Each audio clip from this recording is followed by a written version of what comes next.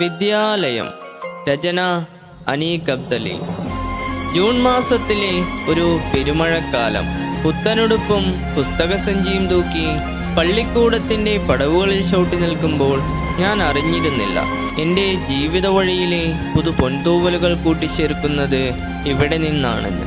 ഒരു കൂട്ടം ചിത്രശലഭങ്ങൾ പറന്നിറങ്ങിയ പൂന്തോട്ടം, പൊട്ടിയ ഓടും പൊട്ടിപ്പൊളിഞ്ഞ ബെഞ്ചും ഇന്നും എൻ്റെ മനസ്സിൽ നിന്നും മായാത്ത ഓർമ്മകളാണ്.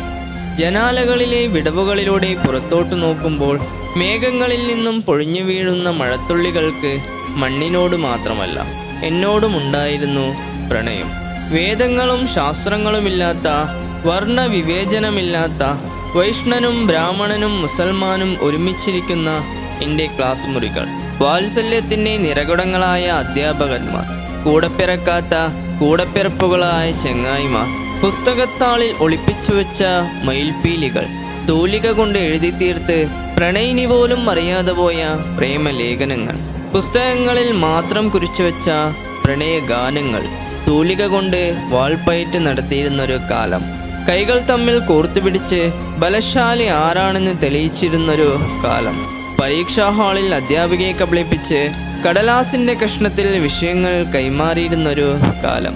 ഒളിമങ്ങാത്ത ഓർമ്മകളിൽ ഇത്തിരി പോന്ന കാലത്തെ ആ കാൽപ്പാടുകൾക്ക് മധുരമേറെയായിരുന്നു. എല്ലാ കൂട്ടുകാരുമൊത്ത് ഒരിക്കൽ കൂടി ആ ബെഞ്ചുകളിലേക്ക് എത്തുവാൻ ഞാൻ ഇന്നും ആഗ്രഹിക്കാറുണ്ട്. ഓർക്കുമ്പോൾ ഇന്നും ആഹ്ലാദം ഉളവാക്കുന്ന നിമിഷം. ഒരു വട്ടം കൂടി എൻ ഓർമ്മകൾ മേയുവാൻ തിരുമുറ്റത്തെത്തുവാൻ മോഹമെന്ന ONV കുറിപ്പിൻ്റെ മനോഹരമായ വരികളാണ് എൻ്റെ മനസ്സിൽ ഓടിയെത്തുന്നത് എന്ന് അനീഖ് അബ്ദലി.